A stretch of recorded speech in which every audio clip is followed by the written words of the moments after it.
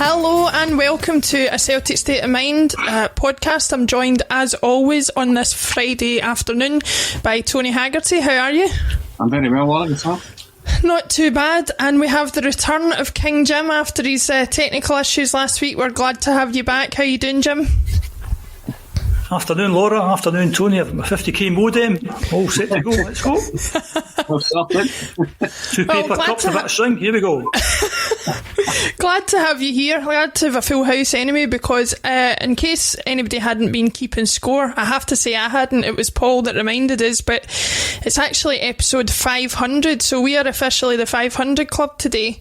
Episode 500 of A Celtic State of Mind.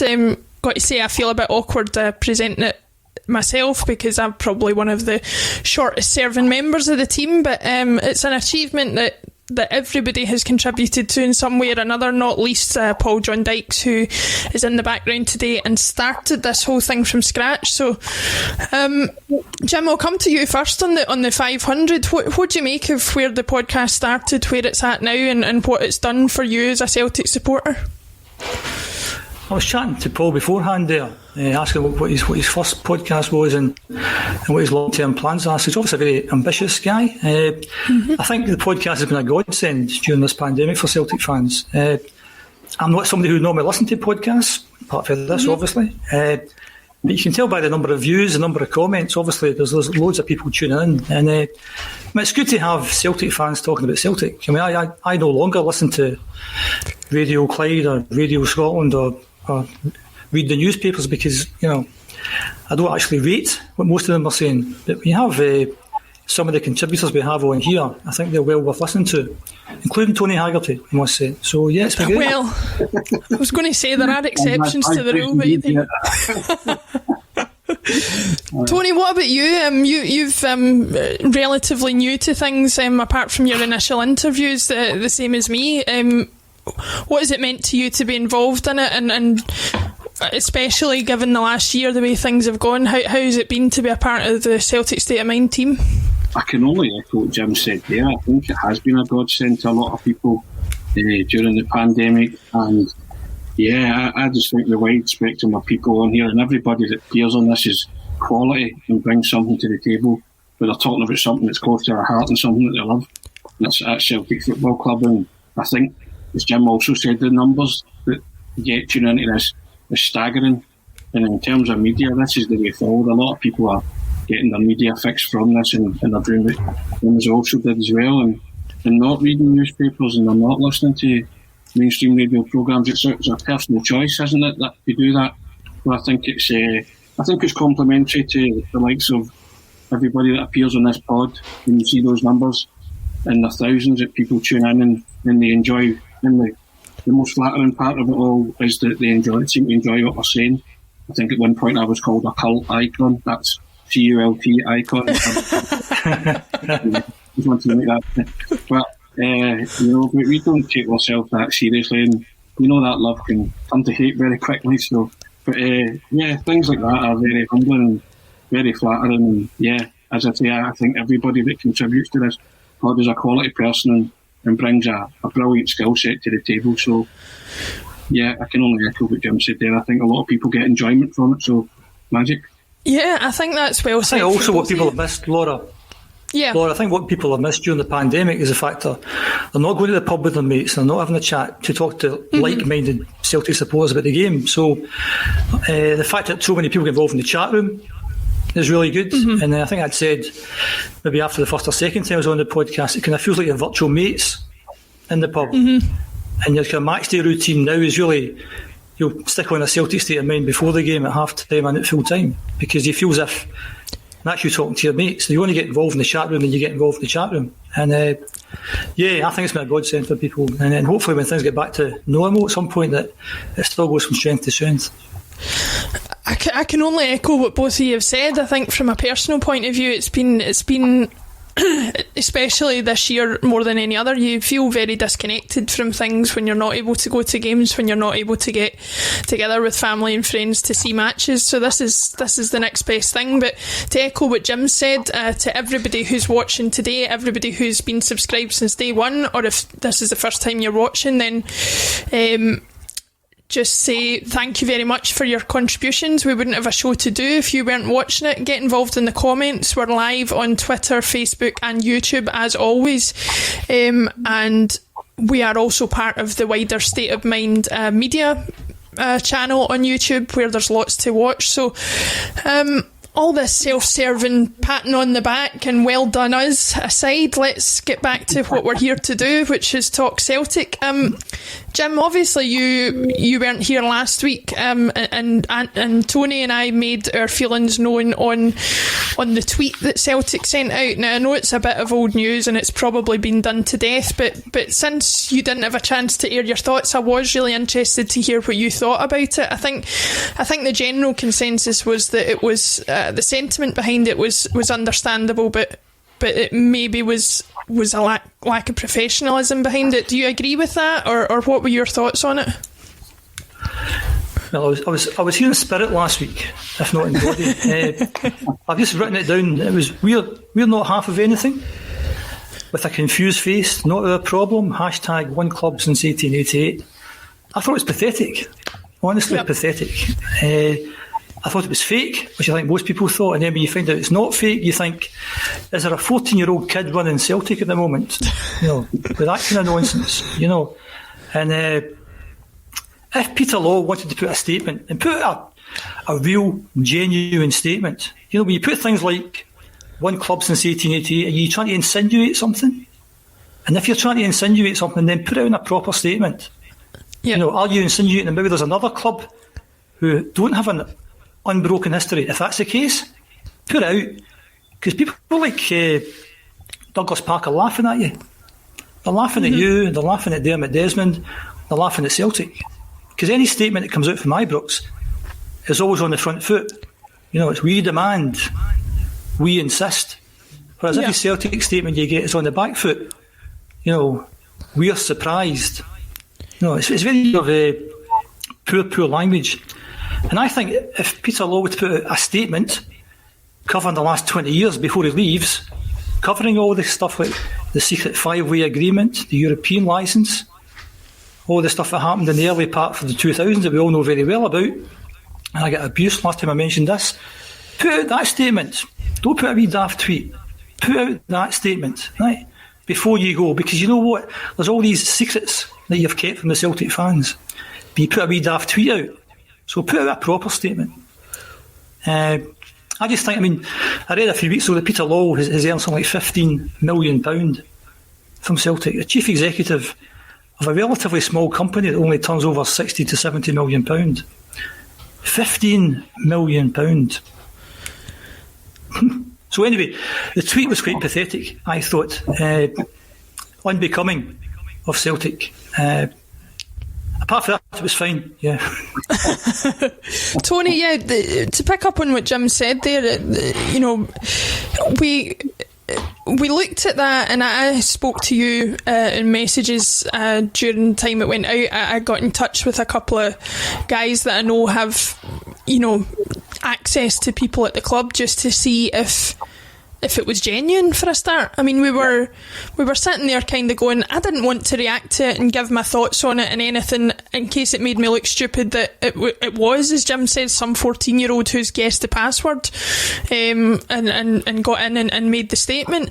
I think we kind of came to the conclusion that, regardless of all the semantics around language and what we call the other half of the city and what we believe about their history and what we believe about our history, as long as you know what the history is, does it really matter what language you use? I don't think so. And I thought that tweet just kind of embroiled us in another argument that we probably didn't need to be in. What was your thoughts on that?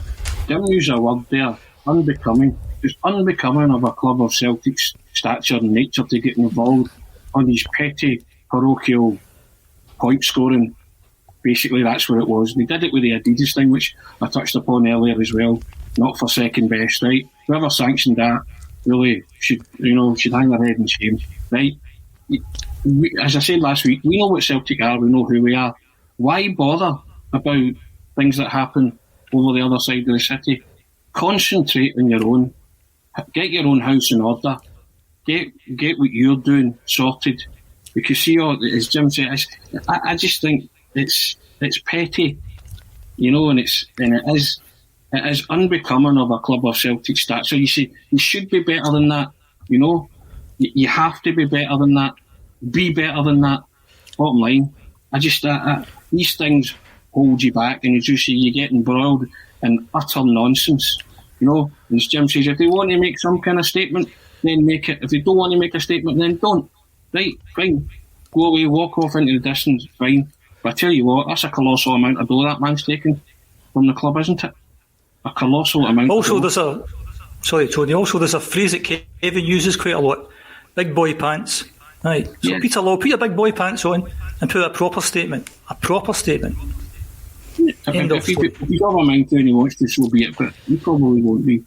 But I think that's a brilliant word. It's unbecoming of a club of Celtic stature. Again, as I touched on in a couple of other podcasts, we're a big club, supposed to be a big club, but we're masquerading as a big club. Big clubs don't do that. They don't get involved in that. Yep. Right? Big clubs act with class. Celtic haven't. Yeah. And Jim, just to pick up on that again, it's been something that's been talked about a little bit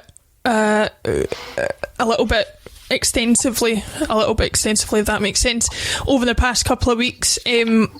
More so last week than this week, but we are getting closer to the Rangers game on Sunday. There's a lot of debate around, what would be showing class or what wouldn't be showing class, depending on whether we do this Guard of Honour or not. Before I reiterate my thoughts on it, what are your thoughts? I see a little smile coming across your face, so I'm wondering what's coming here. What do you think? No, I think I've got maybe an unpopular opinion. I don't think you should have any. Some of the comments I've heard of this is people just giving a sort of knee-jerk reaction to this stuff. It's not mandatory. It's optional. It's a custom and practice thing. Now, I don't actually know what the custom and practice is.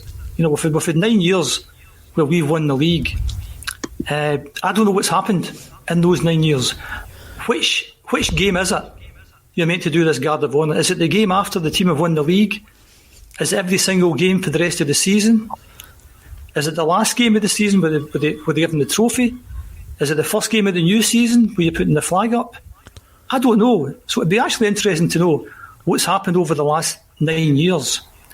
So I think there was a picture of the Hamilton team giving Celtic a Guard of Honour in the first game of this season. So I think if you're going to give a Guard of Honour, then likely the first game of the season when you're putting the flag up would be the way to go. But if somebody can look back for the last 9 years, and if it is custom and practice that the game after the team wins the league, you give them a Guard of Honour, then I think we should do it, no matter who the team is, if that's the custom and practice. If it's not the custom and practice, then you don't do it. Because the other thing I was looking at some of the comments last week, which I didn't like, this idea about, they go low, we go high, and take the high moral ground. You set your own standards. You don't set your standards according to other people. And I get annoyed at Peter Law, again's statement back in December talking about values. And on the podcast at the time I said, what is he talking about, values? Explain that to me. What do values mean? But just to follow on from Tony's point, you set your own values, you set your own standards. If it's custom and practice, I think you do it. No matter who it is, whether you like that particular team or their fans or whatever. If it's custom and practice, you do it. If it's not custom and practice, you don't do it. That's my view. Yep. In my opinion. Yeah, to be absolutely honest, that's the first time I've heard anybody say anything along those lines, and I think it makes the most sense. It's regardless of the morality behind it or whether you think it shows respect or not, or this or that. It's more about, if you're going to bother doing it at all, define when you're doing it. I personally, I've said already, I couldn't really care either way. I don't think it makes a huge difference to either set of players. I do think, agreement with you, it probably makes more sense from a ceremonial point of view to do it on the day that the team is unfurling the league flag. I don't think it's necessary to do it at any other time, and that's not just me saying that because we would have to do it on Sunday. I think to standardise it in that way would probably make more sense. Tony, to me that's a really interesting point and not one I've seen before. What's your thoughts on that? I thought that was absolutely brilliant. Nailed it for me there, Jim. I would like to see that, and I kind of with you on that. If it's, I would do it the first game of the season when you unfurl the flag. You know, that way you would never have Celtic and Rangers game, the first game of the season, so you would never have this dispute anyway, would you?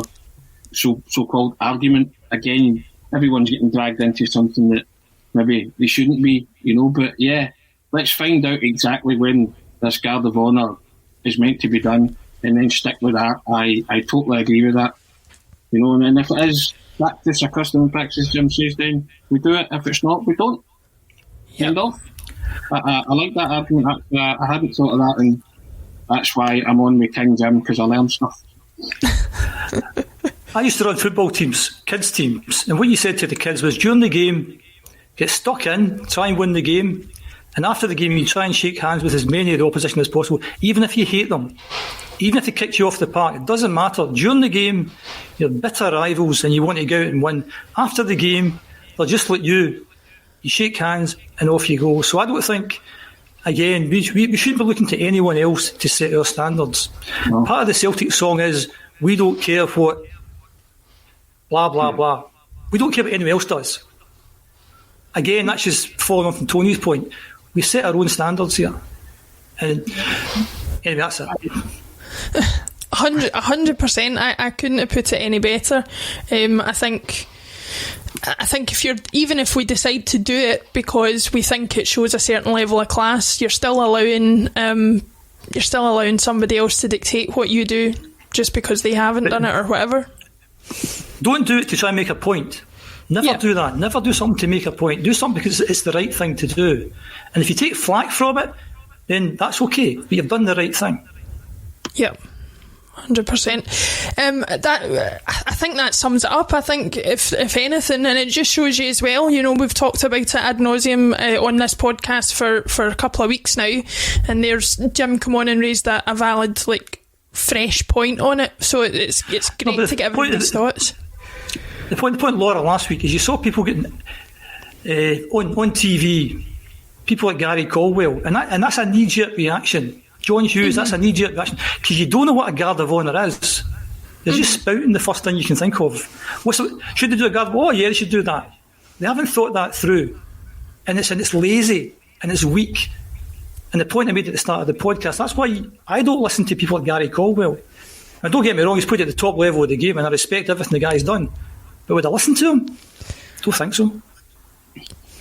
I wouldn't particularly listen to him either, I have to say. But we'll you, Jim. I know he's sitting somewhere gutted now, you know. But we'll move on anyway. The next thing I wanted to talk about today, it was breaking news yesterday during the Bulletin actually. Declan's phone was ringing off the hook on the show if you were watching it. It was announced about lunchtime yesterday that Luke O'Connell had joined Queen's Park on loan.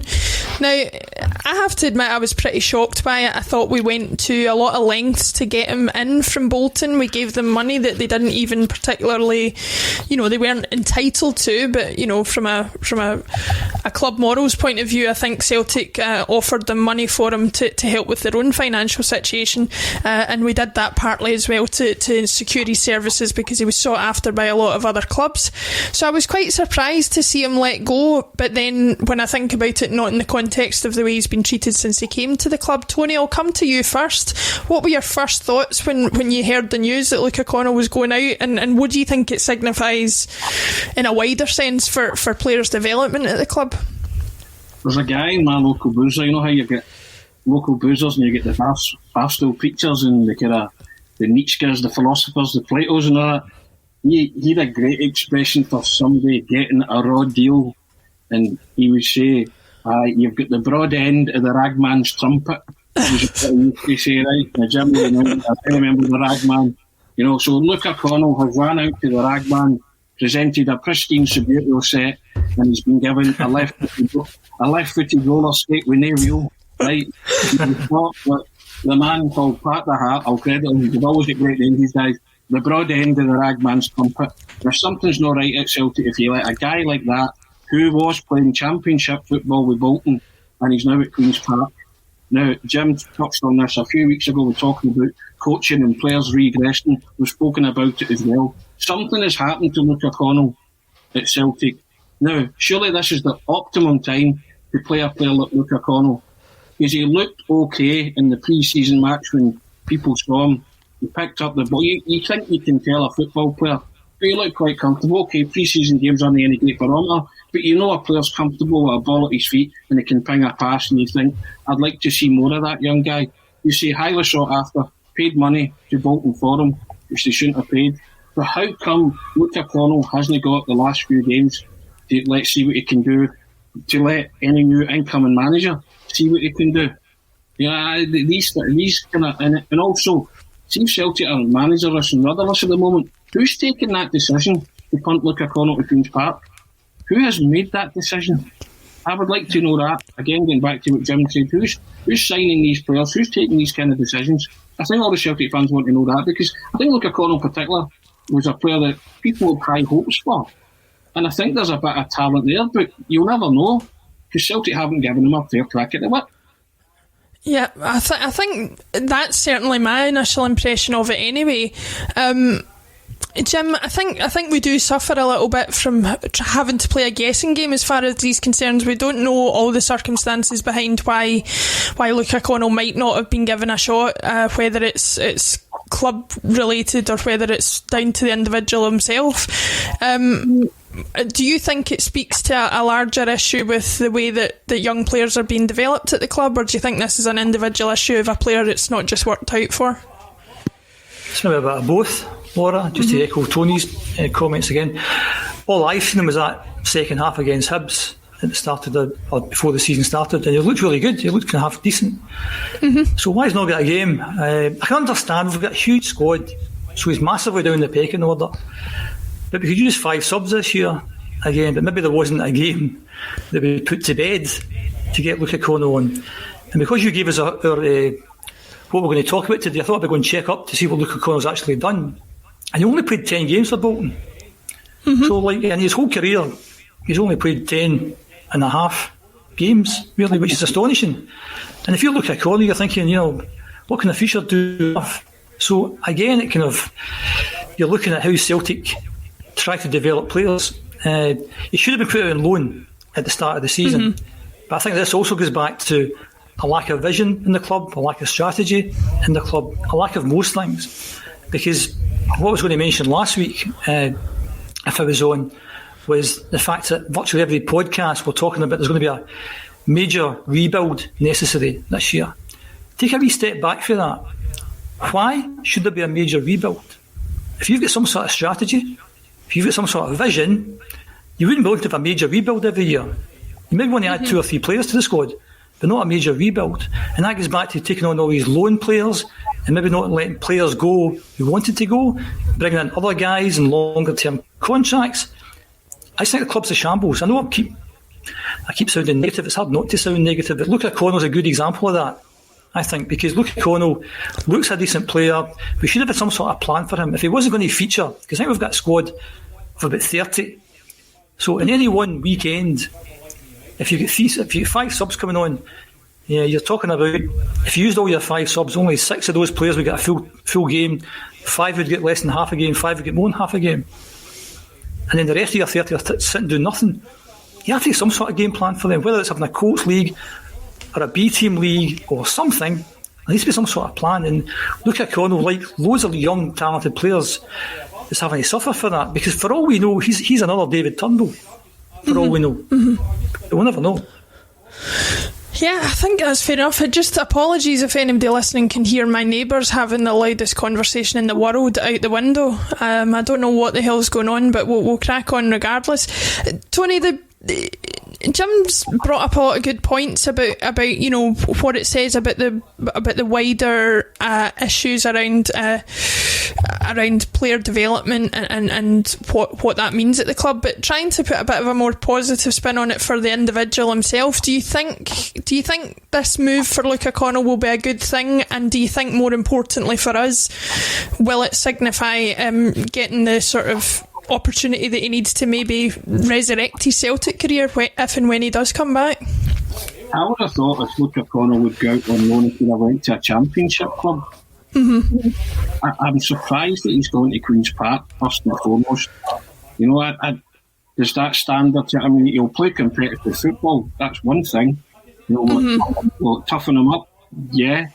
But I'd rather see him play competitive football in the championship, because I think obviously that's levels up from Queen's Park. So that would toughen him up even more and give him a better chance to make an impression of Celtic when he comes back. But I mean, the only good thing is he'll have games, he'll have game time, and let's see what he does when he's out there. But I'm just surprised at the fact that he's gone to Queen's Park. Surely a championship club would have snapped Celtic's hand off for him. And then going back to Jim's point, that should have been part of the plan for Luke O'Connell, to go to a championship club, maybe even a Premiership club where he doesn't play against Celtic. Because Ryan Christie went to Aberdeen, didn't he, and stuff like that. So, that kind of thing. So, surely the Celtic aren't that rudderless that they can't kind of sort some kind of deal out like that where he can play at the standard that he's going to be playing at, and then let's see. Because you're not going to learn much about Luke O'Connell when he goes to Queen's Park, because you're expecting him to be good for Queen's Park.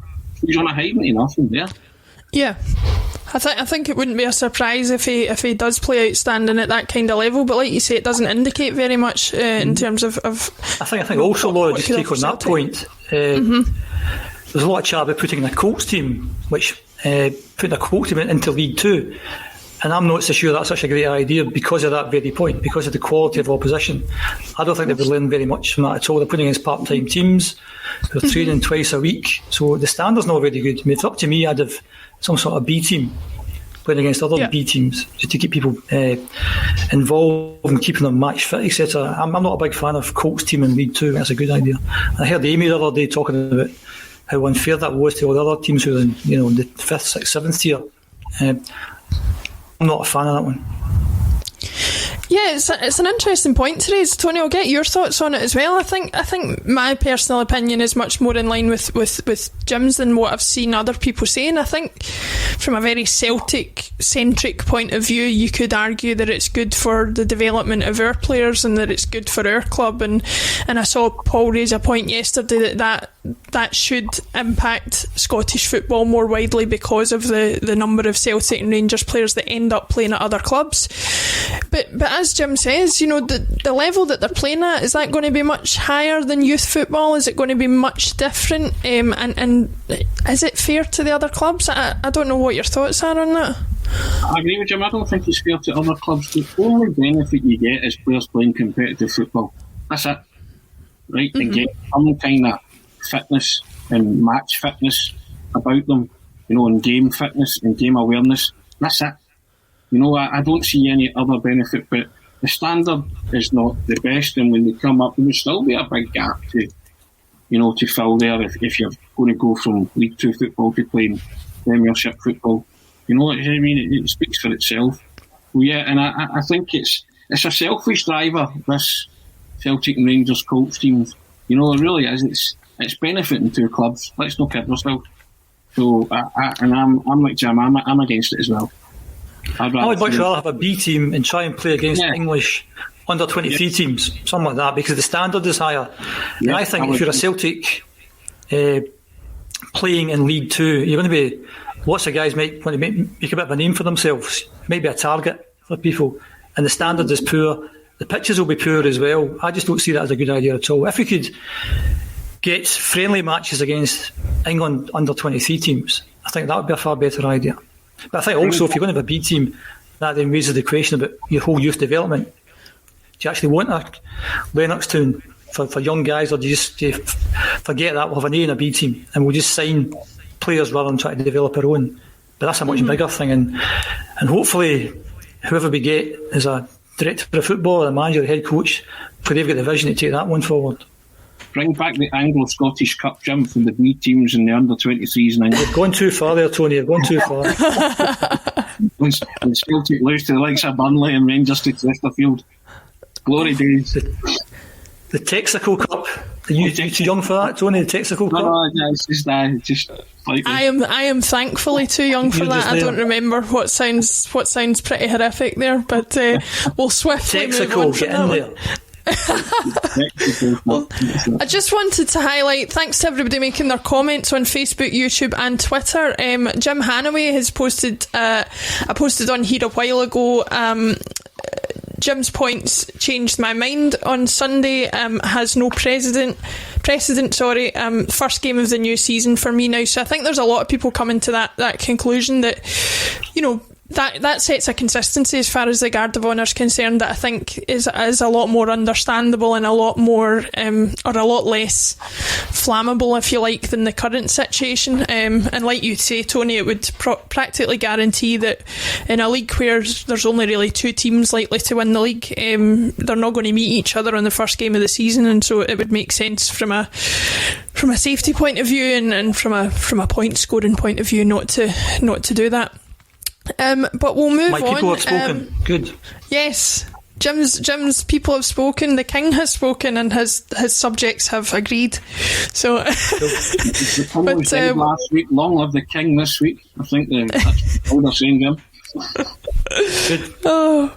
Right, so the next point I wanted to bring up now, we had I try and plan a little bit, even though it maybe doesn't look that way, try and plan a little bit what we're going to talk about and give you guys a bit of heads up about what we're going to talk about. And unfortunately, Laura's homework time. Good. Okay. Yes, my homework time. Get it in, get it marked. I'll give you a big green tick or a big red cross.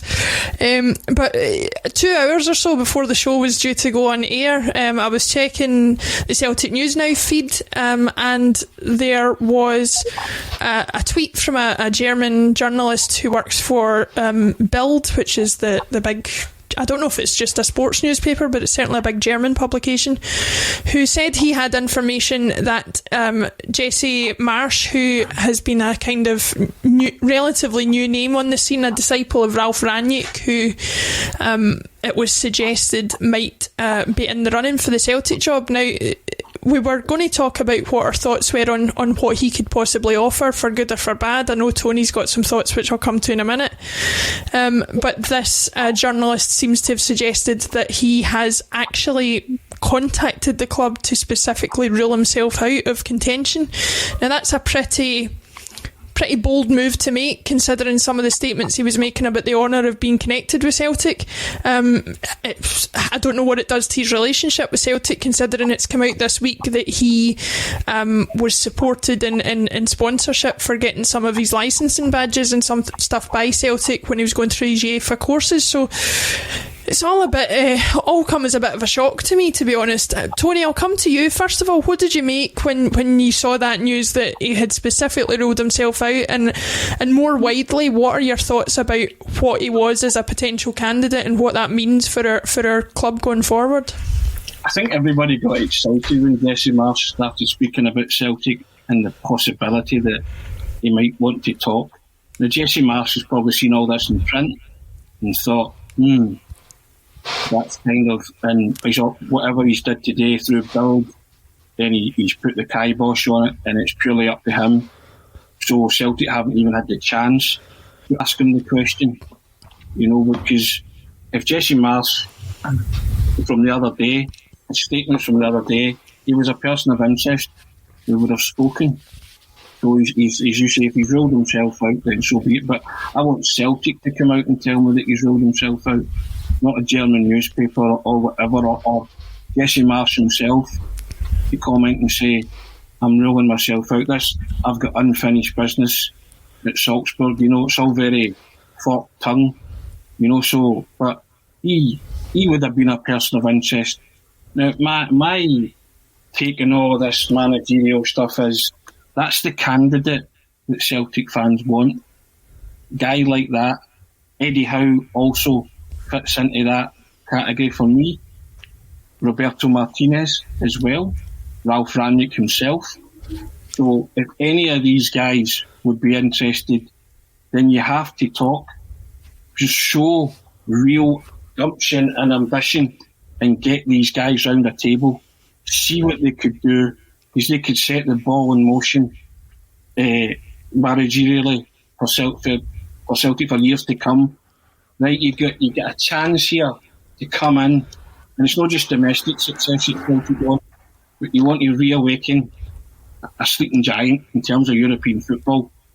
So any of these guys, the board must see what they can bring to the table. And I've said this before. See, if you get it right at Celtic, you don't need to go anywhere else.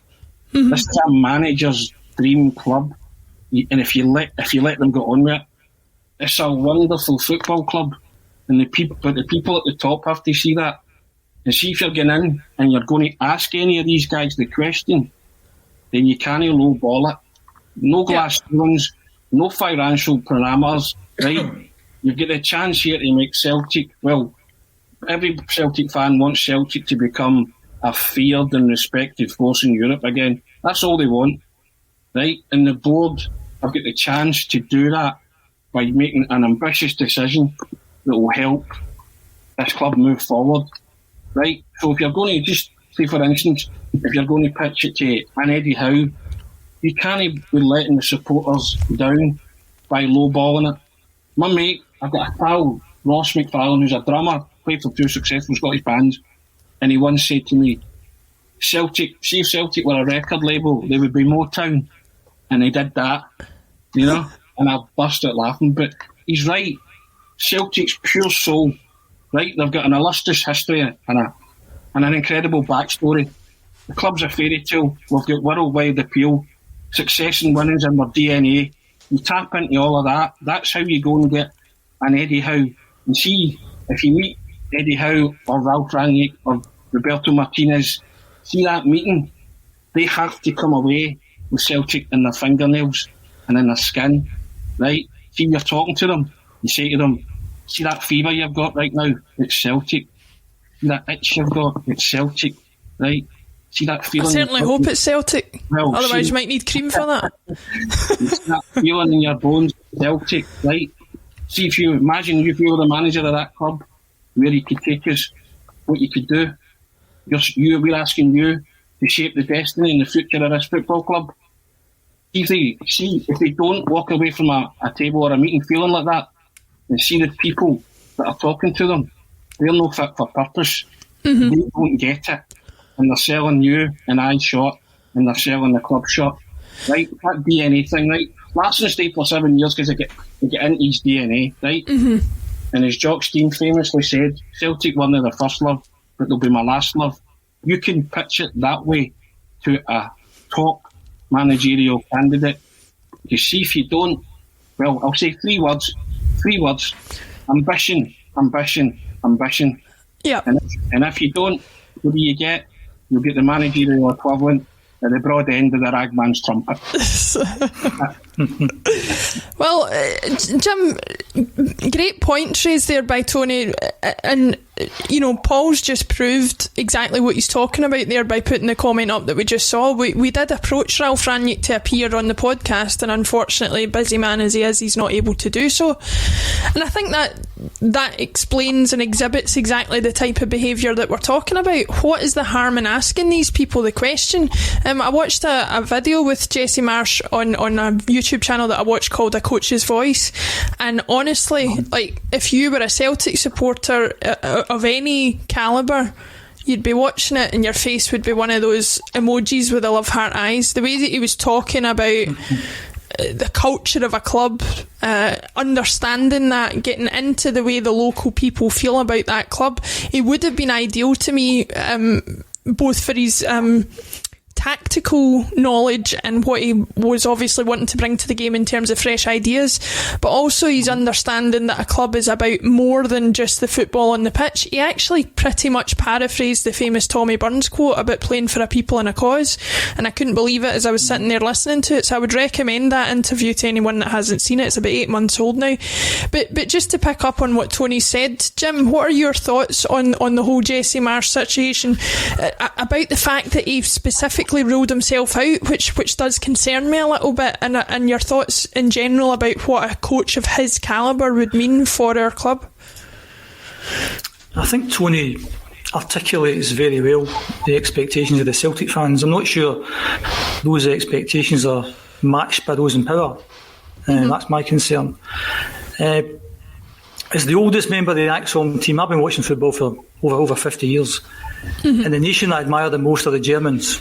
Tactically, technically, physically, psychologically, they're the exemplar nation of the world. They might not always be the top team, but they are the guys to copy. And over the last 10 years, Ralf Rangnick has revolutionised German football. So I'm a big Ralphie fanboy. And I said a few months ago, I didn't think we would get him because I think he's out of our league. He's a very sought-after man throughout Europe. And what I said a couple of months ago was basically, could we have got him in on a consultancy basis to review the club from top to bottom and make some recommendations, not only on the future structure, but maybe actual people who could come in and do a job? Because the thing is, I know quite a lot about a few things, but there's loads of things I don't know very much about. So I don't know how to go about putting in a structure for a modern football team, and actually doubt those at Celtic Park know that as well. Because people like Roy Keane are getting mentioned, they have no idea what they're doing. Yep. So I'd have liked somebody to come in and have a good look at the club, structure, vision, strategy, culture, all that kind of stuff. And if Ralf Rangnick had maybe done that, he might have got a wee kind of feel for it. He might have got a wee taste for it, maybe. But what I also said a few months ago, there are loads and loads of Rangnick mini-me's out there. And Jesse Marsch is another Rangnick mini-me. I would go out and get a Rangnick mini-me in there, because the most important thing is the structure of the club. And the more you think about the future of the club, it's like a big jigsaw. Basically, what we can't do if you're a modern club is continue to hire a manager, sack a manager and all his backroom staff. A new guy comes in, he's got a different way of playing. We redo the whole youth structure. The whole thing's just a complete mess. It's like a big jigsaw. And a head coach, and I think we'll go the Dorf head coach route. And what we need is some jigsaw, maybe a big 12-piece saw where your fitness and analytics and recruitment and all that stuff. And there's one piece of the jigsaw, it's the head coach. And you put that head coach in to finish the jigsaw. And if he leaves, you've only got one piece missing, you put a new piece in. But for me, I would go for a Rangnick mini-me. I don't know who they are. They're out there. There's at least 20 people that I've seen who have either coached alongside Rangnick or are close to Rangnick. And Rangnick would know who the guys are. Talk to Rangnick, not about taking the Celtic job on, that'd be great, but who would he recommend? Talk to people who know what's happening, because I know if my car is on the blink, I can't fix it. I go to somebody who knows what they're talking about and they'll fix the car. I don't think the Celtic board know how to have a modern football team. Go and talk to people who are doing that, because as I said, if you're entertaining people like Roy Keane, forget it. Yeah. I agree with Jim. We've got a chance to reinvent the Celtic managerial wheel here, right? And take us forward, right? And as you say, if somebody goes, it's continuity we've got, Jim. Get that structure and culture in place. You know, where if, as you say, a manager leaves, it's not that much of a rebuild, as you say, right? So you have to grasp that nettle and that opportunity to do that. As Jim said, you talk to everybody, you talk to the Ralf Rangnicks of this world. You even say to Jesse Marsch as well, like, who do you recommend? Or who do you recommend? This forward, you know, go to these people, because all the club want is just to be successful at home and in Europe as well, you know, and die trying to emulate the most successful Scottish football club that ever lived, right? You might never get there. Yeah. They can accept that they're trying and they're striving to get there. The supporters will accept that for time and perpetual motion, that every day that you go through those glass doors, you're looking up to them and saying, we're going to give our all. We might never ever win it again, probably not, but we're striving to be that good, and at least everybody's pulling in that direction to do that. And Celtic will accept that. Yeah, there'll be failures along the way, but we'll accept at least that they're striving to be the best that they can possibly be. And that's what a new management structure, this new EOF head coach structure can bringing that continuity moving forward, where football seasons are laid out in plans, a 3-year plan, a 5-year plan, 7-year plan, call it what you like. That's what these guys can bring. I said a few weeks ago, Laura, that football more and more is becoming like chess. Mm-hmm. And I'd be surprised if most of the top coaches are not good chess players. Mm-hmm. Because it's all about being analytical and methodical. You know, it's not about standing at the side of the park shouting at players, come on, get your finger out your arse. You know, that's old style stuff. You know, it's all about where the players are on the pitch. I watched about half an hour of that match last night. And Slavia Prague, you know, they knew where to stand. They give him the ball. This guy will move. He'll get the ball. He'll move around. And they were never flustered. They just knew where to be. Mm-hmm. And you watch Celtic this season, it's been shambolic. Don't know what they're doing half the time. So it's a bit about being methodical and analytical. And we need a modern coach to do that, because that's the future of football. Yeah. You're Roy Keane's of this world, Neil Lennon's of this world, Mick McCarthy's, these guys. No, not for me. Of the ones in the UK, I'm taking more and more to Howe. I think Howe would be not a bad bet, because the thing that, again, when you look at kind of old style football managers, they would say things like Neil Lennon is a winner. He's got a high win percentage ratio. He knows how to win. But you have to put that in context. You would expect the team Neil Lennon's managed to win. You want somebody who has exceeded expectations. And if you line up Neil Lennon against Eddie Howe, people are saying, what's he won, Eddie Howe? His win percentage is really low. But in terms of exceeding expectations, Howe's in a different stratosphere compared to Lennon. Because if you're a Bournemouth fan 10 years ago, what's your expectations as a Bournemouth fan? You might have been thinking top half of League One, maybe bottom half of the Championship. He takes them to the Premiership. He keeps them in the Premiership, puts them in the top half of the Premiership. That's an astonishing thing to do. So if it's a UK manager, I think Howe's maybe the top of my list.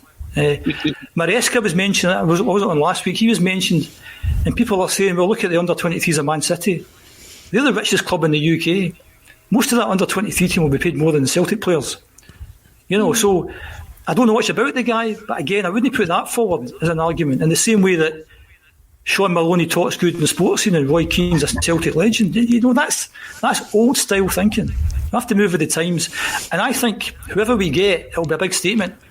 You know, if we get a Roy Keane type manager, I think, as Tony said, the people in charge are not fit for purpose. If we get a modern manager and it doesn't work out, I'll be absolutely fine with that, because I can see where they're going. I can understand the logic. Mm-hmm. And Tony's old enough, maybe you're old enough, Laura, to remember when Rangers brought in Paul Le Guen, and he was the hottest ticket in Europe, and you thought, oh, we're in big trouble here, and it just flopped. There's lots of reasons why it flopped, so there's no guarantee. But if we'd have got a Paul Le Guen type manager now, you would say, well done, Celtic board.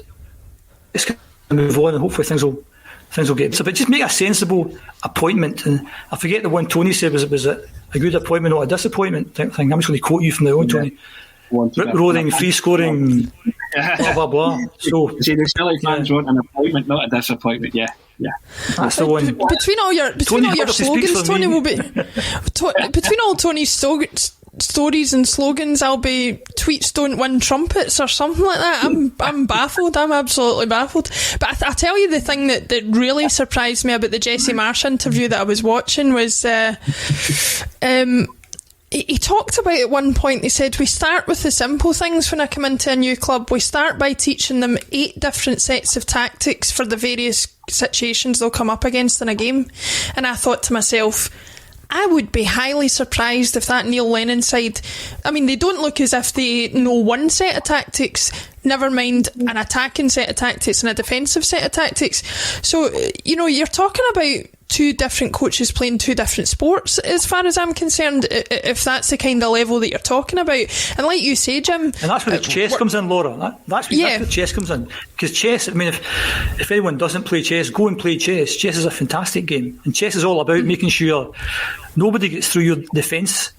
You try and pick holes in the other person's defence. You try and get the midfield control. It was very similar to football, basically. Mm-hmm. And that's why I've said I think all the best coaches will be good chess players. And I never saw the Jesse Marsch interview, but I'm not surprised about that's the kind of things that he's saying, because it's all about being on the right part of the pitch at the right time, knowing to pick out the right pass, etc. And it's about coaching people into doing that. So you don't have to have loads of medals to do that. In fact, you don't even have to have much football experience at all. You could be a maths person, a numbers person.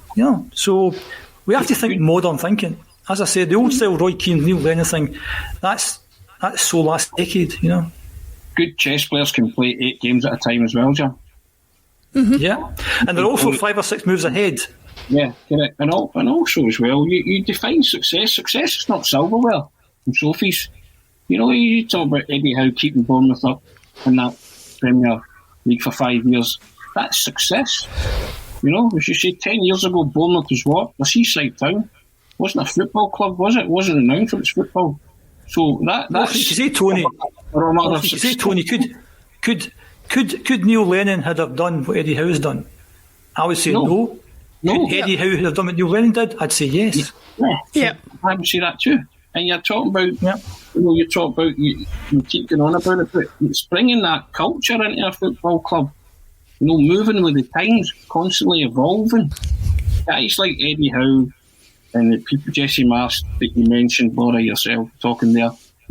These are, you say, analytics. The Germans are the best at that. They just are. You'll not beat them.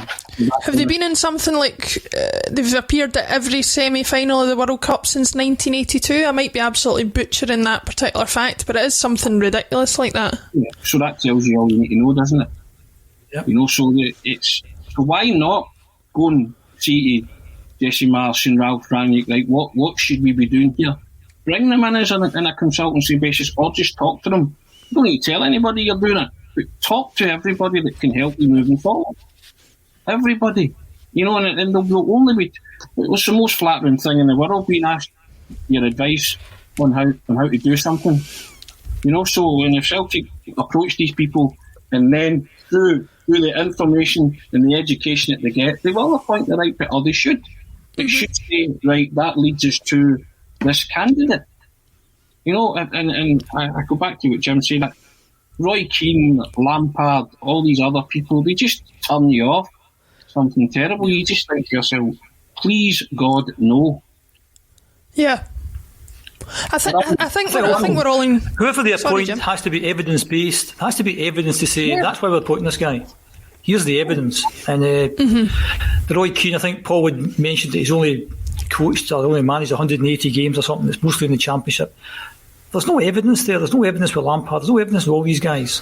But I think if we end up with this Dove head coach structure, then that's a completely different structure altogether. And you need people with different skill sets in there. And as I said, as long as they make the appointment on a sensible basis, then you'll support whatever they do. If it falls flat in its face, hey ho, that's football. These things happen. But make a sensible appointment. And I think what we whittled on about last season was that the May 2019 appointment wasn't too clever. And that's why we're talking about it. That's why the season's been so bad. We made one very bad decision, and all these things have came from that bad decision. So don't do it again. Learn from your mistakes. Learn from the biggest mistakes. Yeah. Well, that's a good way to move on to the last talking point of the show that I was thinking about bringing up. I was talking to you, Tony, just before we came on air about some recent clamorings that I've seen from certain Celtic fans to bring a certain Jordan Larsson. I nearly said back to Celtic. I don't mean that in any sense, because he's never played for us in his life. But there does seem some sort of clamouring online based off what I can only assume is a few nice looking goals on YouTube that he scored for Spartak Moscow. bring him home was the phrase that was getting used, and that kind of thing. Now, there's a few reasons I believe that's not really something that we want to do, but I'll leave it up to you first of all to give your thoughts before I venture my own. What are your thoughts on Jordan Larsson and the whole clamour to bring him to Celtic Park? Sentimentality is not for me on this one, Laura. Mm-hmm. Well, his father was the ultimate goal-scoring legend, 252 and 315 games. Players suffer from that. Paul Dalglish suffered from forever being compared to King Kenny. Yep. Jordan Larsson, whatever people think, bring him home and all that, it's not for me. He has to first and foremost prove that he's good enough to play in a Celtic jersey. A couple of goals on YouTube doesn't make him a star. I'm sure I could dig out some of my goals from playing for East Kilbride Rovers or something, or that's next week's programme, brilliant. Or Real Imaginary, you know what I mean? Something like that. So I can't see this one. I can see where people are coming from, but I would not want it to happen, because I think it'd be unfair on the boy as well, for a start. But I don't think that Celtic have ever shown any interest in Jordan Larsson as a viable striking option for the club. Yep. I just think that sentimentality and emotional decisions like that, they can be bad decisions, as Jim just spoke about, a bad decision that was made on emotion and sentiment, managerial wise. So, and Celtic have suffered because of that decision. So, no, it's a no from me in a Dragon's Den style to Jordan Larsson coming to Celtic. I'm out. Yeah, I'm out. Jim, what are your thoughts on it? I have to say, I'm in complete agreement with Tony. I saw it, and it kind of echoed the sentiments that I thought we talked about a couple of weeks ago regarding the whole Maloney thing from Belgium. We don't really know what he's done, what effect he would have, and everything that is being sort of dictated to by sentiment, and that's leaving alone the fact that the guy will never live up to his dad's reputation in terms of Celtic supporters. He could come in and score 40 goals next season, and he'd still have another 6 years to go before he would even come close to his father's legacy. So, first of all, specifically for him, is there a player you would like to see play for Celtic one day? And also, just to echo Tony's thoughts, what do you think it says about our wider approach to how we bring people into the club? I said earlier that I don't listen to phone-ins, don't read papers, because I despair of this kind of stuff. It's just stupid, I think. If I think one word, it's just stupid. Right? Because basically what you want is you want to buy a good player that you can afford. And if that's somebody called Jordan Larsson, then fair enough. But to pick somebody because of his name, I just don't get that. And was it not the fact he went for about £10 million or something ridiculous like that? Even that rules him out. And I totally despair of this kind of stuff. And it's old school, lazy thinking. I understand why people do it. Look at Larsson's son, he's really good. That's great. If he was coming through the youth team, fair enough, give him his chance. But you're not going to spend silly money on somebody because of his name. As I said, I just despair of that kind of stuff. And it's the same old style thinking that makes you go for old style managers, So that's a no from me. I'm out as well. I'm with Tony, I'm out. Apart from King Jim, because he's up there with King Kenny, you know what I mean? There's only two people have that moniker. That's us. You know what I mean? We're on the top shelf today, Tony. I'm on the top shelf. You're down there. I'm down here. So what we've concluded today from our conversations is that we're going to have Jordan Larsson not able to hit a cow's backside with a banjo, with Roy Keane on the sidelines telling him to get his finger out his arse. That's basically where we're going to be at next season. I didn't say that about Jordan Larsson. Didn't say that. I just said that kind of talk is a bit despairing, is what I said. Yes. You could quite well hit a cow's arse with a banjo, depending how big the coup is, how big the banjo is. So, or a trumpet. So don't misquote me, Laura. Don't misquote me. Don't speak for me. Something. I'm just getting banjos and trumpets and all sorts. You don't speak for me. Yes, remember we've had to run all this by Paul before we put any of it out, or so Twitter seems to think anyway. But we will leave it there for today. That is an hour that has absolutely flown in. So thank you to gents for another great afternoon talking all things Celtic. Thank you to everybody in the comments for watching on Facebook, YouTube and Twitter. 500 shows. God knows if we'll do another 500 at this rate after this carry on today. But anyway, we'll leave you there and say thank you very much for watching, and we will see you on Sunday for the big game.